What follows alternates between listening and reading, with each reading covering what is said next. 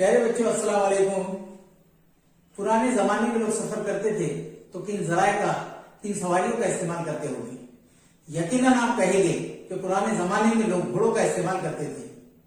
जब तरक्की हुई तो लोगों ने बैलगाड़ी का इस्तेमाल किया। ज्यादा तरक्की हुई तो लोग रिक्शा और टू व्हीलर का इस्तेमाल करने लगे। साथ ही साथ और ज्यादा तरक्की होने लगी तो रिक्शा, कार और फोर व्हीलर वगैरह का इस्तेमाल करने लगे। तो इस तरक्की याफ्ता दौर में लोगों ने बस, हवाई जहाज और रेल का इस्तेमाल किया। तो आइए मराठी की सुलभ भारती टचौती इस दरसी किताब में कविता दी हुई है आगगाड़ी, जिसको लिखा है शंकर विट्टनकर ने। आज हम इसी कविता का मुताला करेंगे।